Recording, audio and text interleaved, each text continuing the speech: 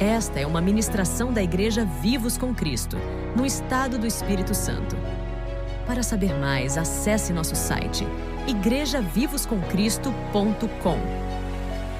Glórias a Deus. É bom começarmos sabendo o lugar que nós estamos. Ressuscitados com Cristo. A nossa vida começa na ressurreição. A nossa vida, lógico, se nós ressuscitamos é porque antes nós morremos. Não existe ressurreição sem morte. E a nossa morte se deu numa união perfeita. Terrível, mas perfeita. Porque na cruz Jesus precisou ser dependurado. E naquele momento ele mesmo disse: quando eu for levantado da terra, eu atrairei todos a mim. Então veja que você estava atraído naquele lugar. Você nem havia nascido, nós nem havíamos nascido. Mas ele te viu. O Pai te viu e te colocou nele. Hoje nós podemos dizer que nós estamos em Cristo, não pelo fato de que nós fizemos alguma coisa, mas porque nós somos atraídos para esse lugar. Pelo Pai ter nos colocado nele, estarmos nele nesse momento. É lógico que a consumação disso se dá, como Romanos 6,4 diz, que nós fomos sepultados com Cristo no batismo. No momento que nós batizamos, eu estou falando especificamente do batismo nas águas, nesse momento nós cremos que nós estávamos nele, sendo sepultados com ele. E naquele momento que nós fomos batizados, e no momento que nós ressuscitamos, que nós fomos levantados das águas, o mesmo poder que operou Jesus, ressuscitando ele dentre os mortos, está disponível para nós, que ressuscitamos com ele. Amém? Os irmãos que não batizaram ainda vão batizar, no nome de Jesus, com a glória do Pai, né? Amém?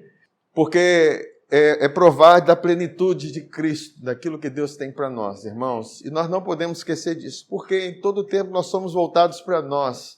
Uma vida voltada para si não é uma vida completa. Uma vida que você se volta só para você, para o seu eu, para o seu egoísmo, suas emoções, para os seus sentimentos, para aquilo que você está pensando. Não é uma vida que você vai viver prazerosamente. Mas quando você volta os seus olhos para Jesus, o autor e consumador da sua fé, e você vê a grandeza do seu amor, tudo que ele fez, tudo que realizou, e toda a obra realizada por ele, você vai ver que a vida ela faz muito mais sentido do que nós olhando para nós mesmos. Porque a gente sempre vai encontrar em nós falhas, imperfeições, defeitos, inconstâncias, tantas situações que nos entristecem. Mas a Bíblia diz que quando nós olhamos para Ele, nós somos aperfeiçoados nele. Deus nos vê completos em Cristo. E como é bom você se ver completo nele, mesmo diante das suas fraquezas, mesmo diante das suas falhas. Porque, queridos, Deus não veio escolher pessoas perfeitas, e não veio escolher pessoas completas, pessoas conhecidas, sábias. Não, Ele veio escolher pessoas que não são, pessoas fracas, pessoas falhas, para que o poder dele fosse evidenciado através das nossas fraquezas, através dessas pessoas. Amém? Por isso que Jesus foi crucificado em fraqueza, mas ressuscitado em poder. Então, tem poder disponível para cada área sua que te entristece, que te coloca para baixo. Creia nisso, queridos. Tem poder disponível para toda e qualquer situação. E o poder não é somente o poder de milagres acontecendo, de curas acontecendo, mas eu estou falando de algo interior, que vai de dentro da sua alma.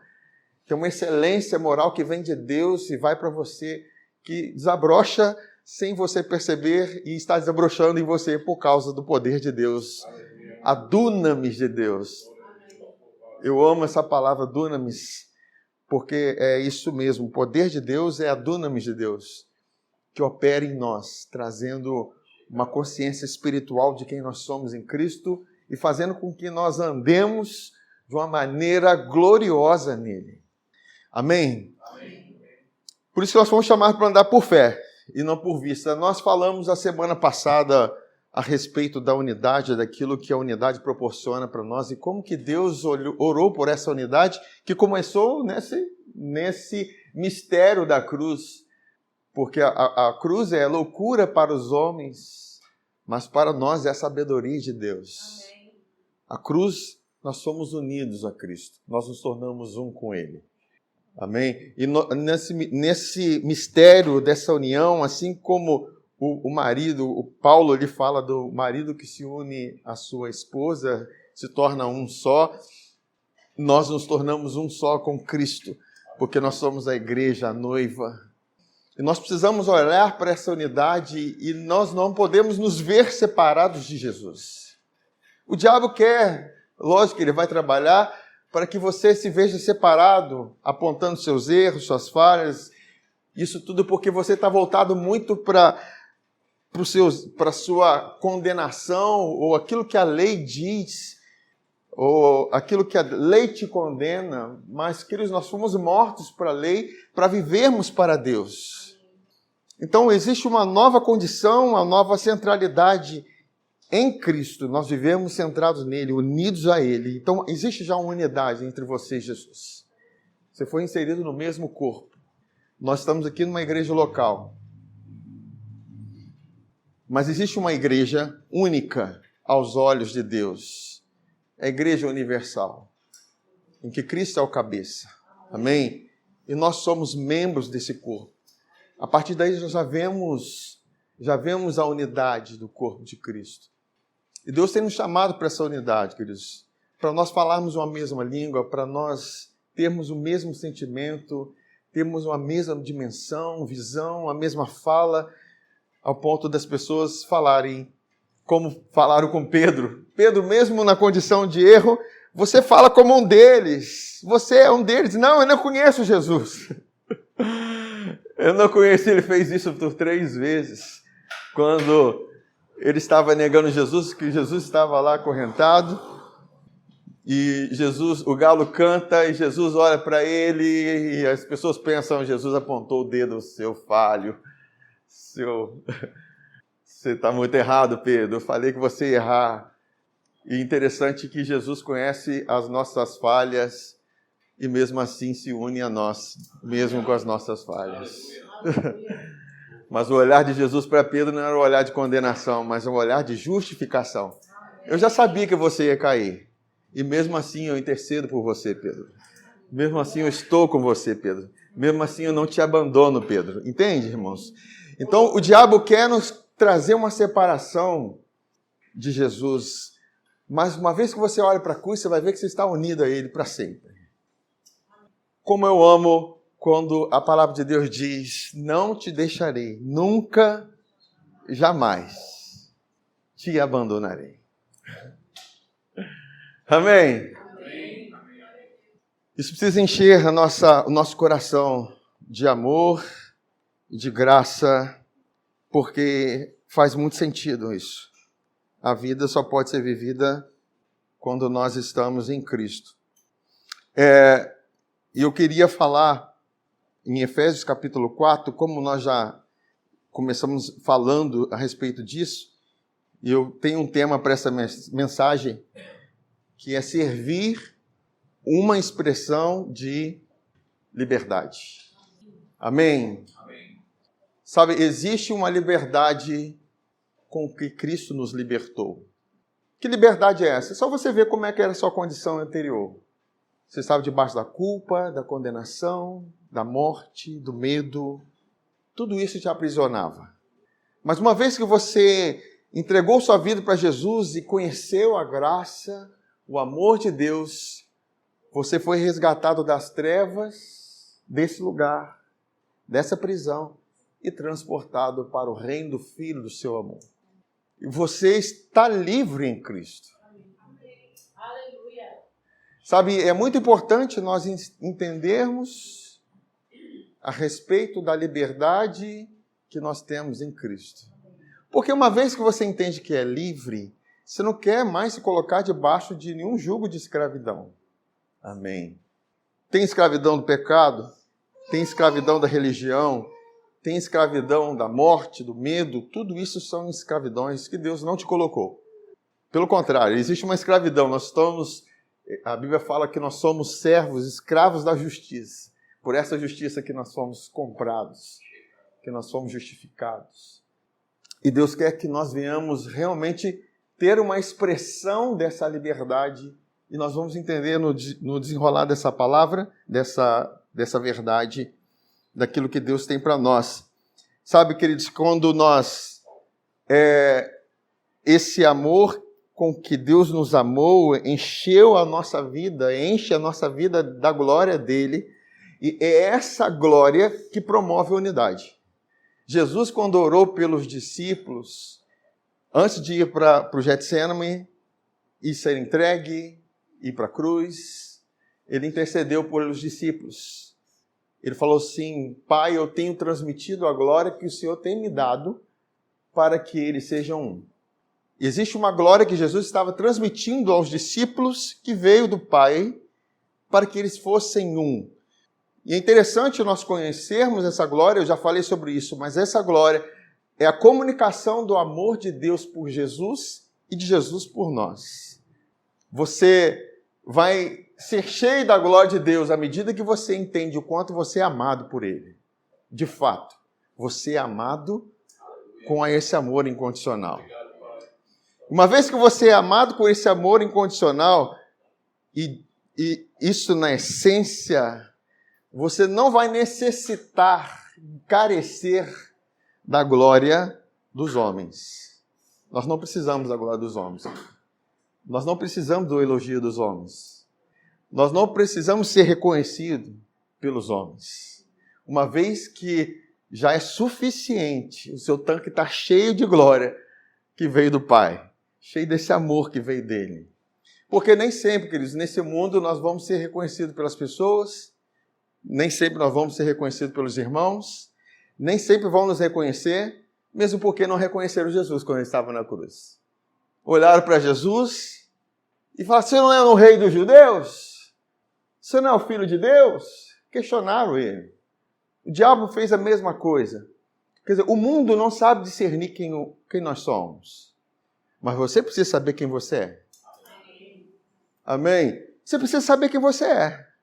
Porque vão te questionar, vão querer te amoldar, vão querer te transformar numa condição, vão querer te colocar numa condição em que você esteja numa posição que você esteja elogiado. Mas, querido, quando você recebe a glória de Deus, você não vai andar nos mesmos padrões desse mundo. Você precisa ter uma aparência nesse mundo. Não, queridos, para nós basta a imagem de Jesus Cristo. Sermos transformados nessa imagem. Conhecermos, olharmos para Ele e sermos transformados na mesma imagem. E é uma grande libertação você ser liberto da aceitação e da aprovação dos outros. Não é verdade, irmãos? Você tem que andar na vida pisando em ovos para você agradar as pessoas. É muito difícil. É lógico que tem momentos na nossa vida que nós vamos ter que pisar em ovos por amor, mas não para ser amado. Amém? Tem momentos que você vai abrir mão de certas coisas por amor, não para ser amado. Paulo, ele fala sobre isso em Romanos capítulo 14, quando ele está falando: olha, tem uns que creem que pode beber isso, comer aquilo, outros que não creem. Mas se você crê e o seu irmão não crê, para você não ferir a consciência do seu irmão que não crê, então não coma. Entende? Tem irmãos que acreditam que não se pode comer, por exemplo, o chouriço. Tem outros que acreditam que pode. Mas aquele que acredita que pode, não coma na presença do irmão. Amém? Tem outros que acreditam que pode beber vinho, outros que acreditam que não podem. Se você acredita que pode, então beba, mas não na presença do seu irmão. É lógico que eu não estou falando de embriagar, né, irmão? Amém? Mas isso é importante nós entendermos. Por quê? Você vê que a liberdade que eu tenho, ela é condicionada pelo amor, que é muito maior. Amém? O apóstolo Paulo, ele se fez de fraco para ganhar os fracos. E eu não tenho que ficar, me mostrar ser livre.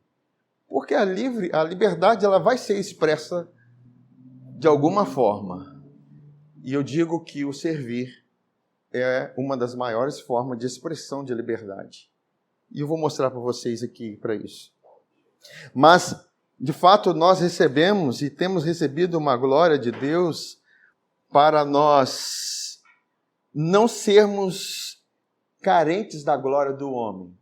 Imagina na construção de uma unidade, numa igreja, por exemplo, que é muito comum, todos nós aqui, talvez já tivemos experiência com outras igrejas, e nas igrejas tem os cargos, e as pessoas chegam e, nossa, eu quero aquele cargo, mas tudo para suprir o ego, uma carência de ser reconhecido.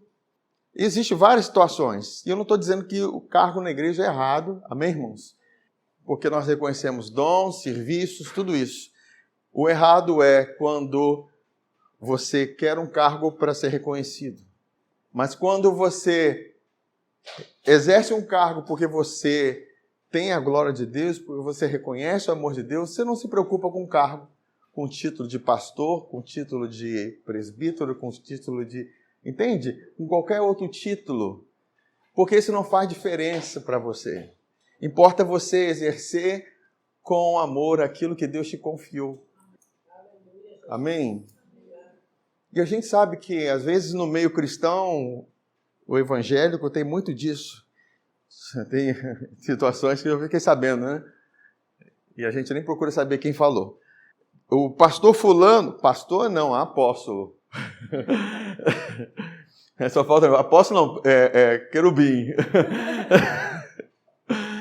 Porque tem muito disso, irmãos.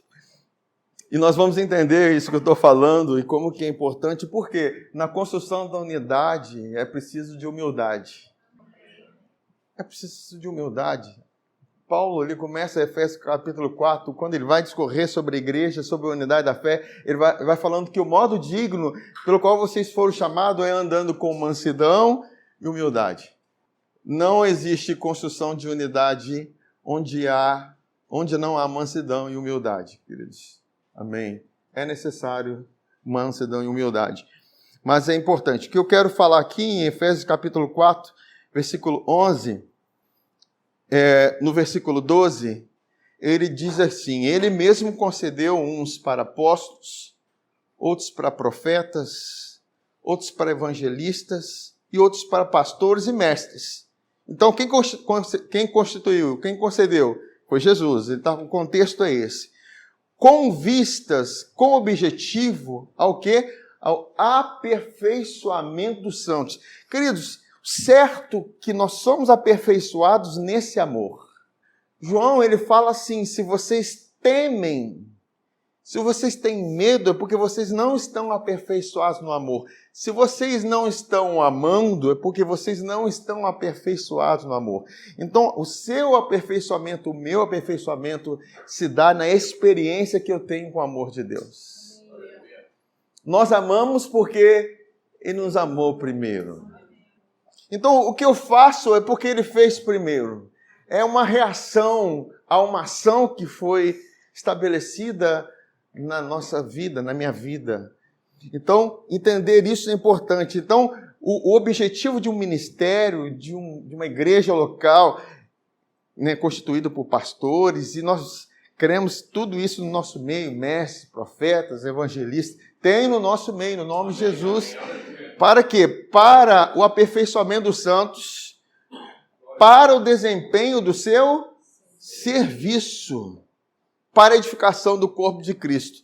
Então você vê que existe o ministério preparando os santos para o serviço, e a edificação vai acontecer. De um rapaz de 17 anos, vamos dizer assim, que saiu, pegou o carro do seu pai, escondido, e sem carteira. É errado, irmãos, amém? E ele vai e sai com o carro e bate no carro de outra pessoa. E essa outra pessoa olha para o rapaz e vê toda aquela condição dele. E olha para ele e fala assim: você não precisa pagar o conserto do meu carro. Amém. Isso é misericórdia. E o rapaz, o homem que teve o carro batido por esse jovem, ainda fala assim, olha só, não somente você precisa consertar o meu carro, mas eu vou consertar o seu carro também. A graça é isso, é você ter o conserto do seu carro, mesmo você tendo errado. Sabe, queridos, isso é meio louco, para a gente é muito estranho, mas a graça é Deus nos abençoando. A Bíblia diz que onde abundou o pecado, superabundou a graça. Na área onde nós mais falhamos, é onde tem mais graça para que Deus nos recupere, para que Deus nos transforme, para que Deus opere em nossas vidas. Nas nossas áreas mais fracas, onde tem mais glória e poder de Deus para atuar, queridos. E isso é maravilhoso para nós, queridos. Que Deus nos dê entendimento disso. Para que nós não nos vangloriemos dos nossos acertos.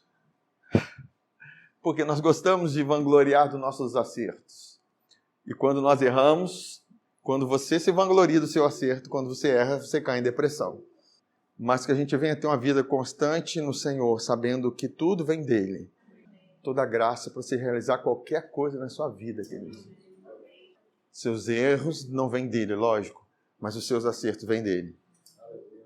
E no versículo 17 e 18, ele diz assim, ora, o Senhor é o Espírito. E onde está o Espírito do Senhor? Aí há liberdade. E todos nós, com o rosto desvendado, contemplando, como por espelho a glória do Senhor, somos transformados de glória em glória na sua própria imagem, como pelo Senhor, o Espírito. Amém? Sabe, o Espírito está em você, para testificar da liberdade que você tem, para testificar que você é livre em Cristo. Agora, entenda, a palavra ministério significa diaconia, que significa serviço, ministério, daqueles que executam os pedidos de outros, daqueles que, pelo pedido de Deus, proclamam e promovem o reino entre os homens. Fala do ofício dos apóstolos. Quer dizer, a palavra ministério ela é muito ampla, ela atinge toda a igreja. A palavra diaconia é para todos. Não é apenas para o ministério, é para todos. Todos nós somos chamados para servir.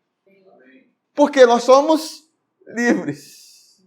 Então, Deus derramou para nós, Deus nos deu essa graça e tudo que Ele fez para nós, Ele nos deu o seu Espírito e do Espírito vem a capacitação para fazer o que eu preciso fazer. Nem sempre nós vamos estar realizando, eu nunca imaginei que eu estaria aqui desde quando eu comecei. Mas eu sei que pelo pouco que o meu coração se abriu para fazer, eu realizei. Como para o Senhor. Como é verdade isso? Se você é fiel no pouco, queridos, Deus vai te colocando e vai te confiando mais. Isso é uma verdade no reino. Se é fiel no pouco, Ele vai te dando mais. Ele vai te dando mais. Isso vale para todos os aspectos da nossa vida.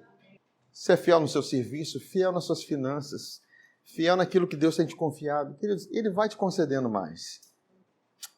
Aleluia. E eu quero falar um pouco mais sobre essa liberdade no Espírito, lá em Gálatas, no capítulo 5, no versículo 1.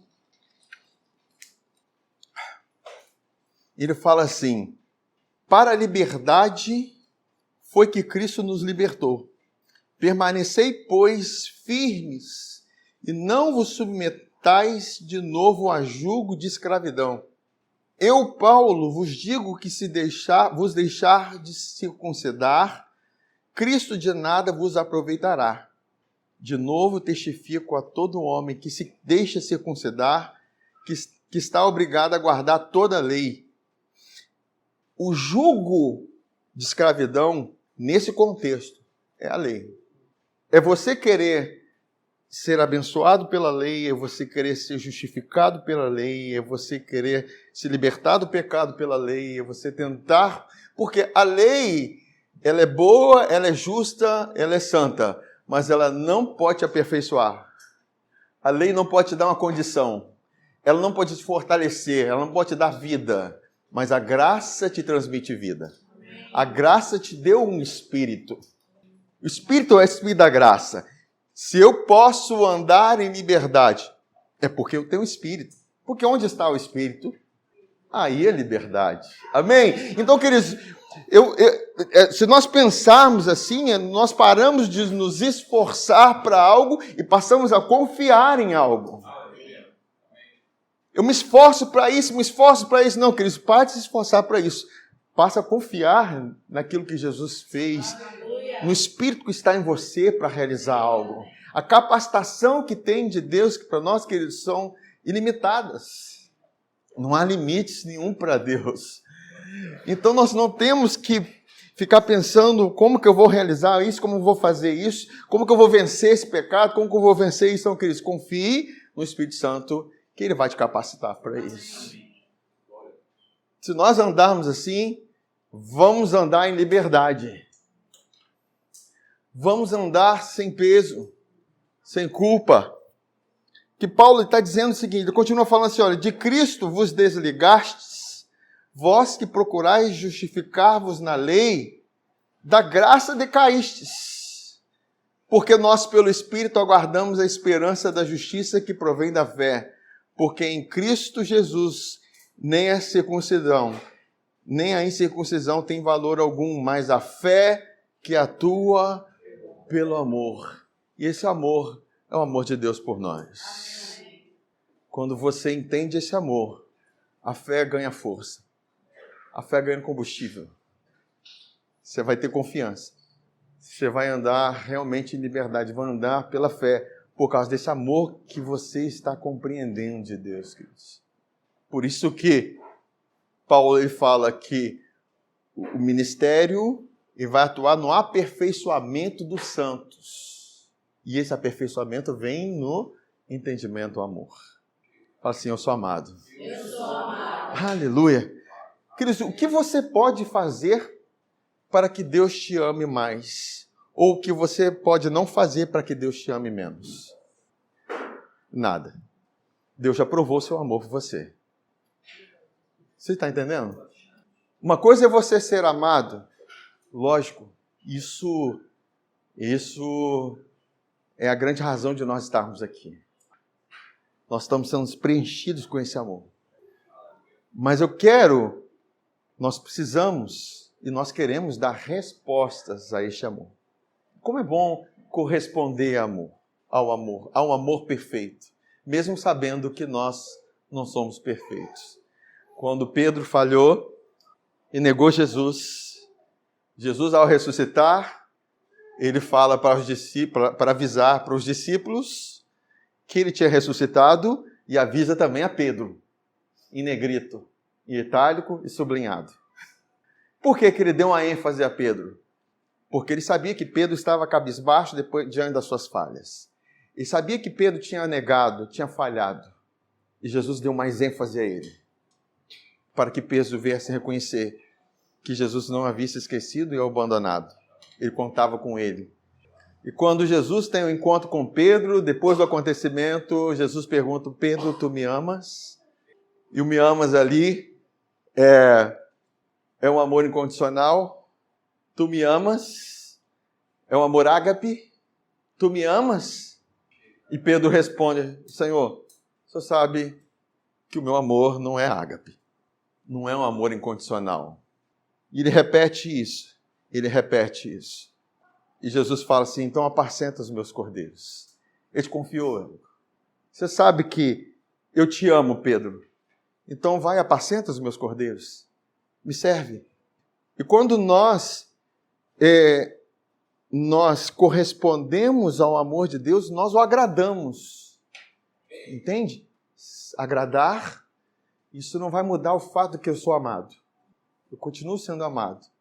Não existe o Deus me ama mais. Pelo contrário, quem falou isso foi João. João disse, eu sou o discípulo a quem Deus ama. Diferente de Pedro. Pedro falou, eu amo a Deus, mas não negou. João falou, eu sou amado, estava lá na cruz, aos pés da cruz. Porque nessa história, o importante é você saber que você é amado. Amém. Eu sou amado. E porque eu sou amado, eu quero agradá-lo. E isso é bom, amém, irmãos? Como que os pais que se dedicam suas vidas, seus filhos, e é um amor quase que incondicional. Quando o filho corresponde a esse amor, como que os pais se sentem bem? Ouviu? Olha o recado aí, ó. Quando os pais que se dedicam aos seus filhos, derramando assim, quase com amor incondicional, às vezes sem esperar nada em troca, apenas por ver o seu filho bem, como é bom quando os filhos entendem isso e os honram e querem agradar os seus pais. Sabe, da mesma forma, nós entendemos o quanto Deus nos ama. Eu quero corresponder a isso. Eu preciso corresponder a isso. Porque isso é maturidade. A criança é que está sempre assim, querendo mamar, chorar, mas chega um momento que ela chega numa fase mais adulta que vai entendendo. Poxa, papai está lá trabalhando. Mamãe está cuidando de mim, está trocando minha fralda. E vai entendendo certas coisas, até o ponto que vai entendendo a importância de ser cuidado. Sabe, nós temos sido cuidados por Deus. Deus tem nos amado de tal forma, queridos, que a gente nem percebe. E nós temos certeza que dificilmente nós corresponderemos à altura do amor que nós recebemos. Amém? Dificilmente. Assim como dificilmente um filho vai corresponder ao amor aos seus pais na altura com o amor com que os pais amam os filhos. Então nós precisamos dessa resposta a Deus de fato. Quando Deus fala, quando João mesmo fala, se vocês dizem que amam a Deus, mas não amam seu irmão, então vocês não amam a Deus. Vocês são mentirosos. Amém? Porque como você pode amar a Deus que você não vê e o seu irmão a quem você vê? Então existe um propósito de você ser amado. João 3,16 diz, porque Deus amou o mundo de tal maneira que deu seu Filho unigênito, para que todo aquele que nele creia não pereça, mas tenha vida eterna. E você vai ver que 1 João 3,16 tem uma mensagem que é o inverso. Abre em 1 João 3,16, André, não está no script não, por favor, para a gente... 1 João 3,16. Nisso conhecemos o amor, em que Cristo deu a sua vida por nós, e nós devemos dar a nossa vida pelos irmãos. Você vê que já é uma... Nós conhecemos o amor que doou, e agora nós que recebemos dessa vida, doamos as nossas vidas também. Amém, irmãos? Nisso há edificação, nisso há crescimento, nisso há honra. Glórias a Deus por isso, por esse amor que nos leva a agir de tal forma. E voltando lá, no Gálatas 5,13, ele diz assim, porque vós, irmãos, fostes chamados à liberdade. Amém? Amém. Porém, não useis da liberdade para dar ocasião à carne. Sede antes servos um dos outros pelo amor. Se você fizer uma análise interpretativa desse texto, você vai entender que ele está dizendo o seguinte, a sua carne, você foi livre, liberto do pecado, liberto da escravidão, liberto da culpa, liberto das trevas, você está em liberdade. Agora, não use dessa liberdade que você tem por causa da graça para dar ocasião para a sua carne, porque a sua carne quer ser servida. A sua carne só quer reter, ela quer as coisas centralizadas em si. Mas, ele está dizendo o seguinte, antes, dê respostas dessa liberdade, servindo ao outro. Está me entendendo? Responda a isso servindo. Responda a isso servindo. Porque, querido, certo, de Deus eu recebo tudo, pela graça.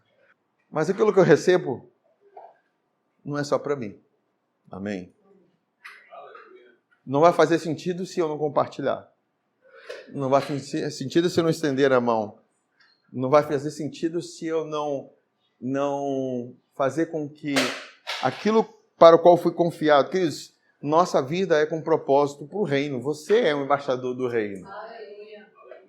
Se a sua vida não serve para fazer com que o reino se expanda, você precisa rever o seu conceito de entendimento para o qual você foi chamado. Nós estamos aqui com o propósito do reino.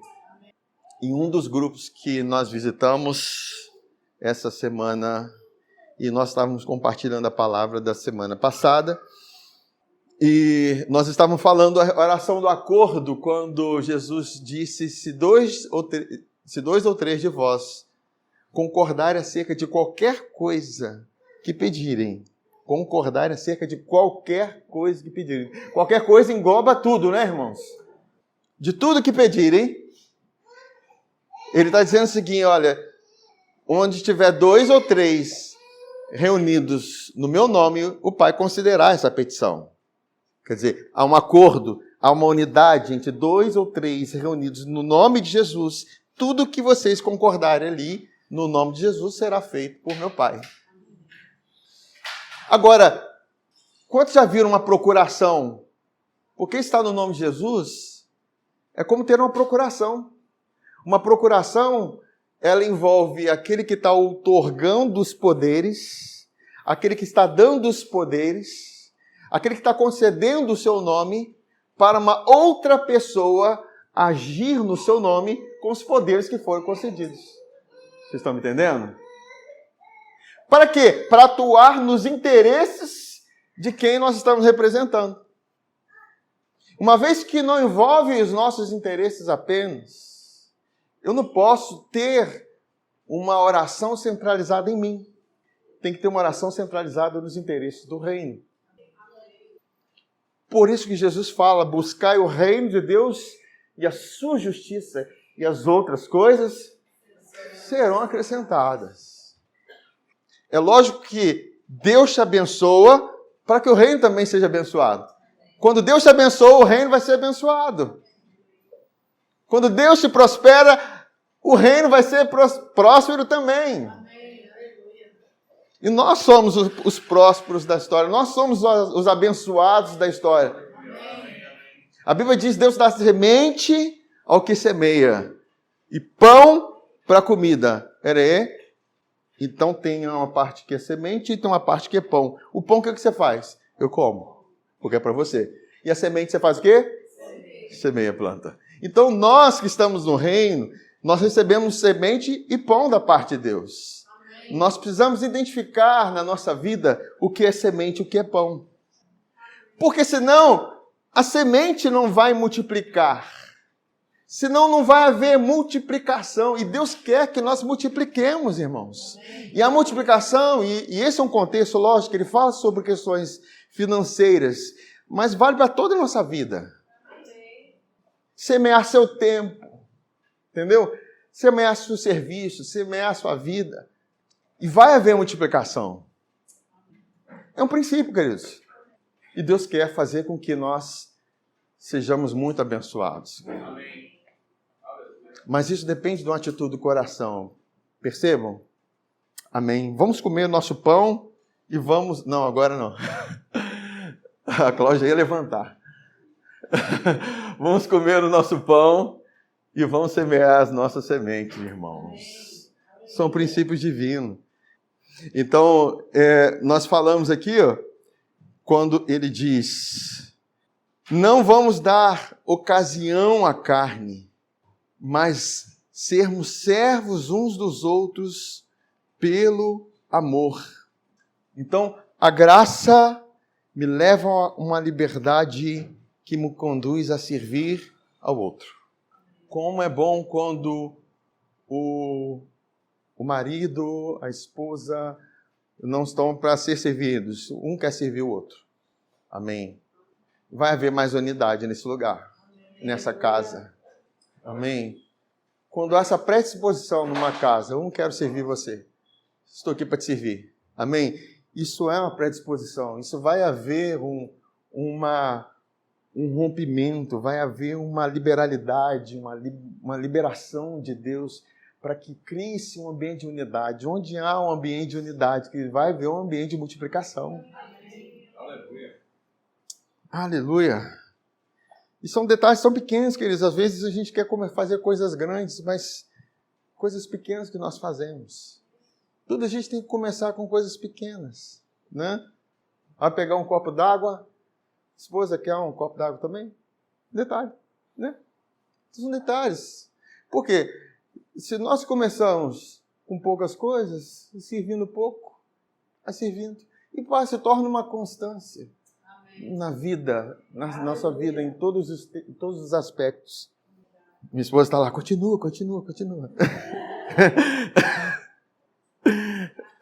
Amém. Glória a Deus. Agora, olha só, em Romanos capítulo 12, versículo 3 a 11. Olha como que Deus nos concede graça para servirmos. Romanos 12, de 3 a 11, diz assim: porque pela graça que me foi dada. Essa graça veio de onde? Veio de Deus. Digo a cada um dentre vós que não pense de si mesmo além do que convém. Por quê? Você recebeu graça, queridos. Eu não posso pensar que eu sou melhor do que ninguém, porque você recebeu graça. E para tudo na sua vida. Para ser bom em qualquer coisa, você precisa de graça. Aleluia. Aí não pense de si mesmo além do que convém, antes pense com moderação, segundo a medida da fé que Deus repartiu a cada um. Porque assim como num só corpo temos muitos membros, mas nem todos os membros têm a mesma função, assim também nós, conquanto muitos, somos um só corpo em Cristo, e membros uns dos outros, tendo, porém, diferentes dons, segundo a graça que nos foi dada. Se profecia, seja segundo a proporção da fé. Se ministério, dediquemo-nos ao ministério. Ou ao que ensina, esmere-se no fazê-lo. Ou o que exorta, faça-o com dedicação.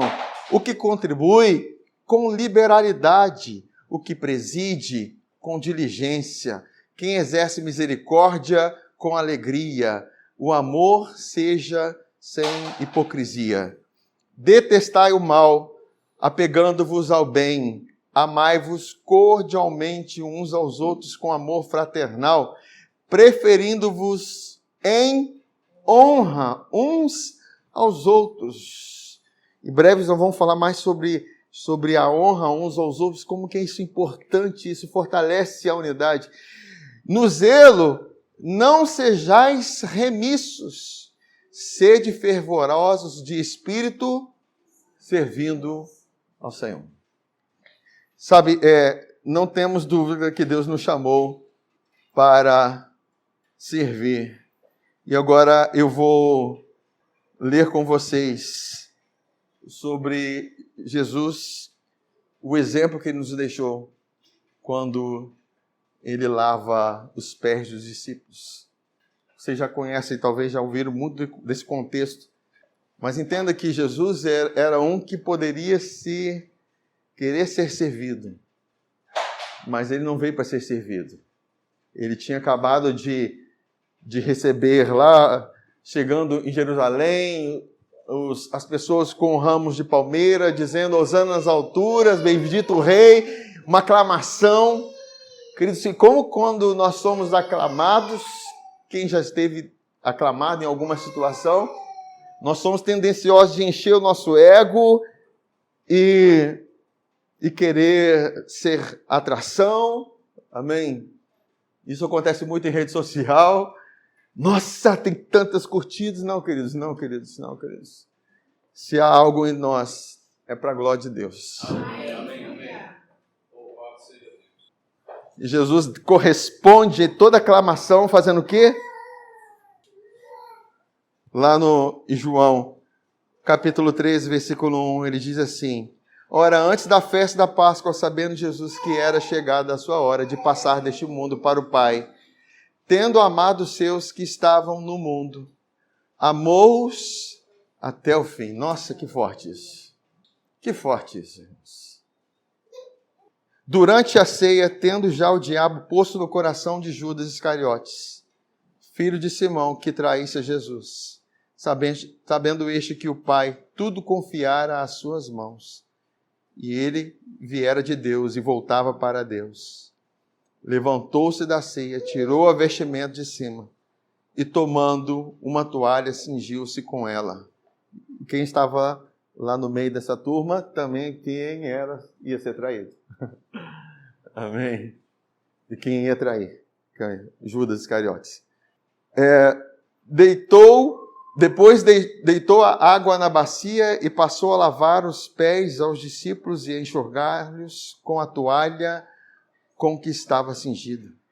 Aproximou-se, pois, de Simão Pedro e esse lhe disse: Senhor, tu me lavas os pés a mim?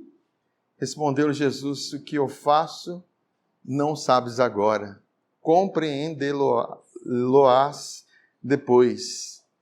Disse-lhe Pedro: nunca me lavará os pés. Respondeu-lhe Jesus: se eu não te lavar, não tens parte comigo.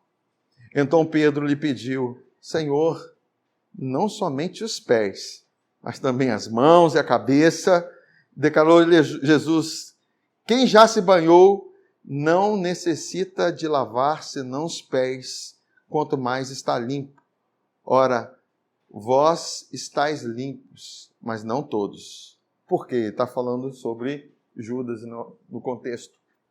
E quando Jesus quer lavar os pés de Pedro, e Pedro retruca com ele: não, o Senhor não vai me lavar. E Pedro fala: não, o Senhor me lava todo. Porque na verdade nós já fomos lavados com o sangue de Jesus Cristo. Agora, os pés, eles precisam ser lavados porque os pés se contaminam com a poeira da terra. Como a nossa vida se contamina com os conceitos desse mundo e a gente se deixa levar por palavras, por circunstâncias. E nós precisamos todas as vezes do banho dessa palavra, do banho da palavra de Deus. Jesus disse em João 15, vós estáis limpos pela palavra que vos tenho falado. Sabe, a palavra tem um poder de purificação em nossas vidas. Esse momento que Deus ministra os nossos corações, a sua palavra, Ele está trazendo um banho nos nossos pés. Porque nós já fomos banhados com sangue, amém? E aí ele continua falando, declarou Jesus: quem já se banhou não necessita de lavar senão os pés, quanto mais está todo limpo. Ora, vós já estáis limpos, mas não todos, pois ele sabia quem era o traidor. Foi por isso que disse: nem todos estáis limpos. Depois de lhe ter lavado os pés, tomou as vestes e, voltando à mesa, perguntou-lhes: compreendeis o que vos fiz? Vós me chamais o Mestre e o Senhor, e dizeis bem, porque eu sou. Ora, se eu, sendo o Senhor e o Mestre, vos lavei os pés, também vós deveis lavar os pés uns dos outros. Porque eu vos dei o exemplo, para como que eu vos fiz, façais vós também.